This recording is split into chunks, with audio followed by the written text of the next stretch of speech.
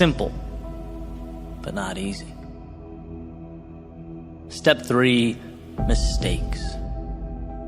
Now, of course, it's not the mistakes themselves you fear. It's what you think those mistakes will mean. Ridicule, embarrassment, lack of direction or identity, losing what you have. But here's the catch. When you realize the upside is greater than the downside, you liberate yourself. When you realize there's more to gain than to lose, your potential for greatness is born. How does one act on this? Mistakes. By making mistakes. By injecting yourself into the turbulence of progress. Our biology has not yet learned that the uncomfortable thing is the right thing, and that's why you get resistance. That's why it hurts. And it's why few people will accomplish what you will.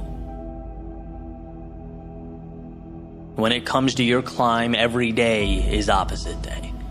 When they run out, you're running in.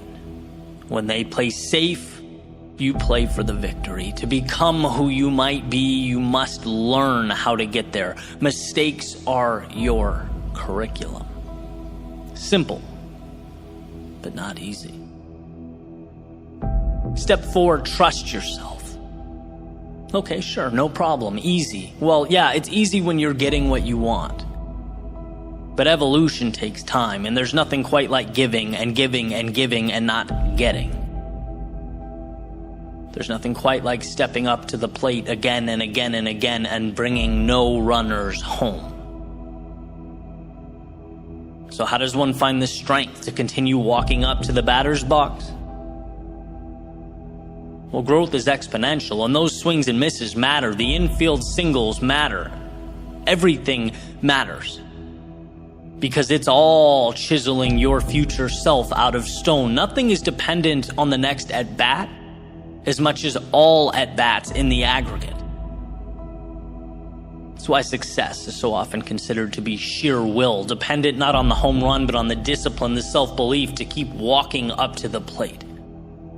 Repetition and adjustment. Repetition and adjustment. Repeat and refine. Repeat, refine. Those are the materials from which all things are made. Simple, but not easy. And then we have the finale. The ending, step 5. Celebrate and adjust. At some point, you'll be able to look over your shoulder and notice something that perhaps you hadn't before. Space.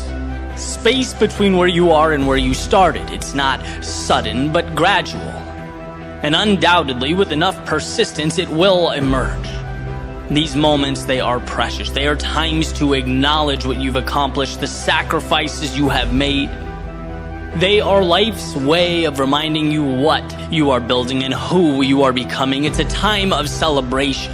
Every little win means something. Every small victory matters, so relish in it. And then transform it. Normalize it. Recognize that that mountaintop is your foundation now. Your starting point has changed, and so have you, which means so have your expectations. With an increase in ability comes an upgrade to what's possible, what's expected. And look at that.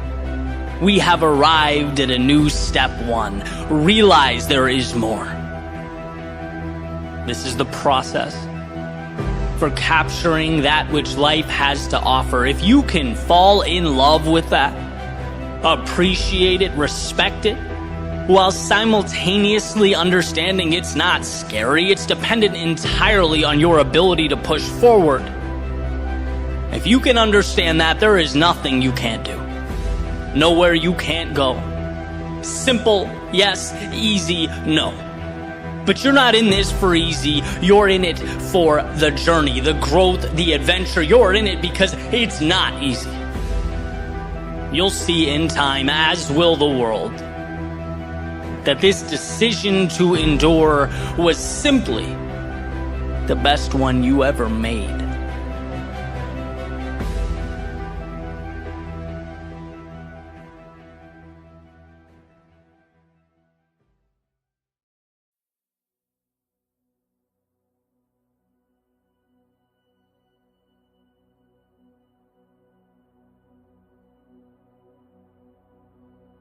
The other day I woke up with a plan.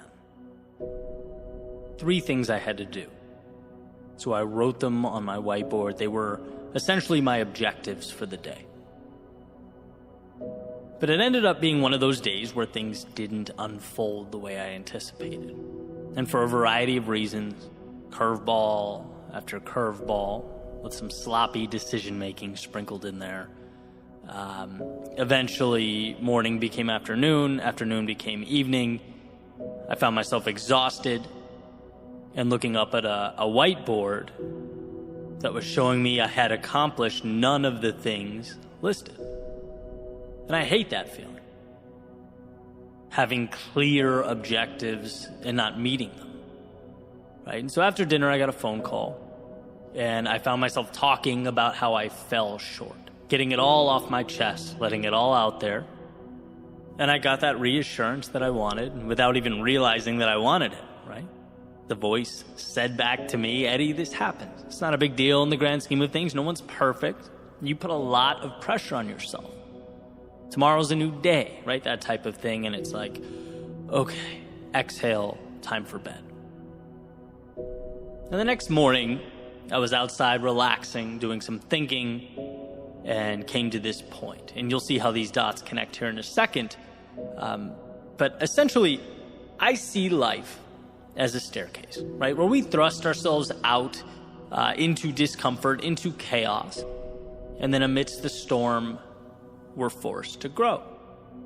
We step into shoes we were once unable to fill. And what was once bigger than us is now normal. It's every day. It's ordinary because we fought for it. We pushed ourselves through. That's evolution. But now, guess what? That old ceiling has become the floor. It's time to evolve. It's time for that next step in the staircase. Time to thrust ourselves back into the chaos of life so that we can again tame something bigger than us. Take the next intimidating thing and make it commonplace. And as I sat there outside thinking, I found myself to be at that next step, ready to leap out again into the tumultuous winds of life. But this time it felt different.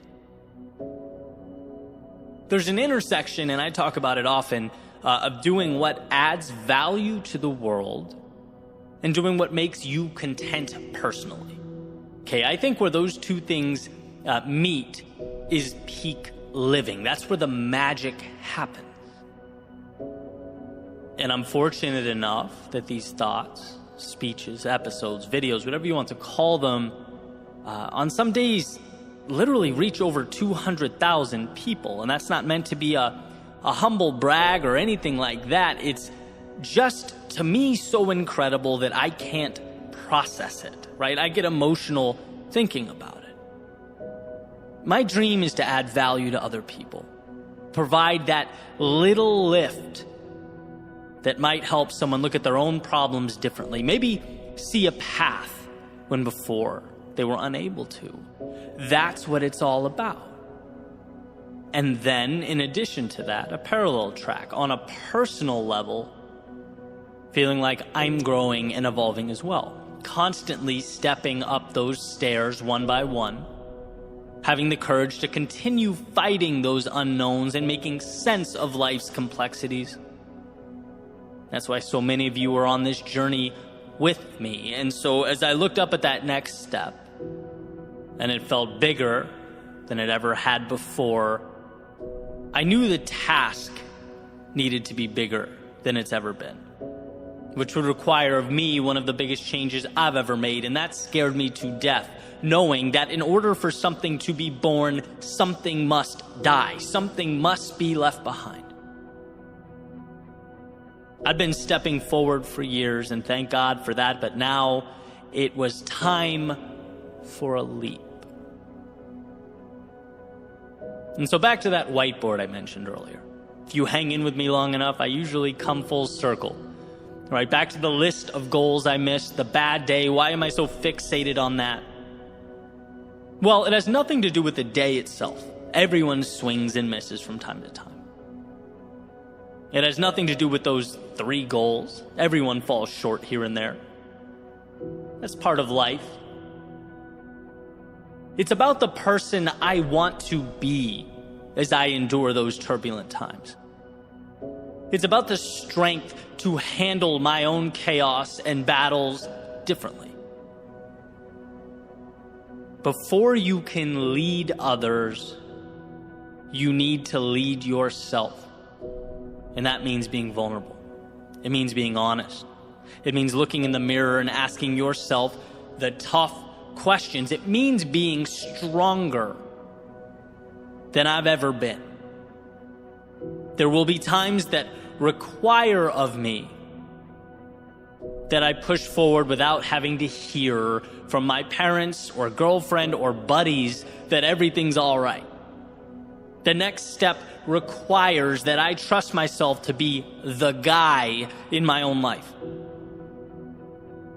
To have impact in the world, one must find strength within themselves where they didn't know it existed. This is a leveling up that I know is required for me to be more than I've ever been, stronger, bolder, more confident when I'm most fearful.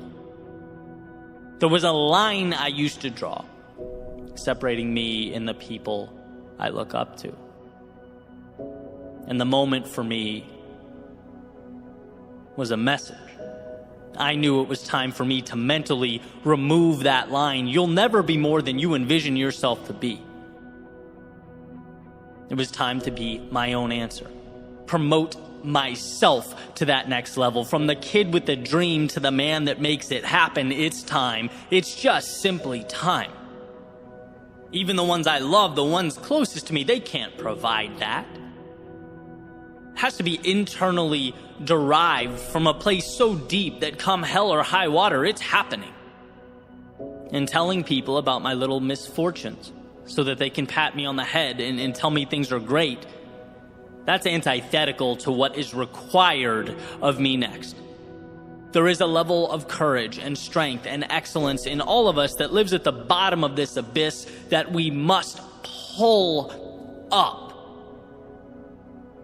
with everything we have until it becomes intertwined with who we are and where we're headed. And as I sat there, I knew it to be true. I couldn't help but feel that change was about to happen, and it would stem directly from how I see myself. It would be the product of who I knew myself to be. And so now, most importantly, I present this question to you. Are you at that next step? Are you looking at a chasm that must be crossed? Where all your little decisions, all the courage and discipline and strength that you utilized to get here, that has positioned you for this moment, is it telling you something is next? Is it time to dig deeper and be more than you have ever in your life been? And my example, by the way, was not about holding in our problems or dismissing those around us. Asking for help when we need help is courage. The small circle we surround ourselves with is a direct reflection of who we are. No, for me, it was about being the type of person who trusts myself to weather those storms. About moving with greater conviction. Graduating from going to be to is currently. That whiteboard, that phone call was the turning point and nothing more. And my example may fit your life like a glove. You may think, wow, that's exactly the lens I need right now. But maybe it's not. Maybe your situation is a little different. Maybe the road you're on is newer, less traveled. Maybe it's the courage to take that first step, to play the student perfect. Because whatever it is, as you look up at that next step, what matters is that you know in your heart and soul that you have what it takes to become that person. It's not bigger than you, it is you. Someone once told me that the world will not believe it until you do. So believe. Believe it like your dreams depend on it, because as it turns out, they do. As it turns out, everything about your future is make-believe until you breathe life into it. Look around you at your current reality. Remember that it is a product of what you've allowed, and that at any time you can up the ante. Climb the step, reach a new level. You have it within yourself to do that. Just give yourself permission to be that person. And it will be scary. It's going to hurt at times. But let's be that vulnerable. Let's show the world what we can create when we move into it as though it's ours. As though destiny isn't assigned, but written.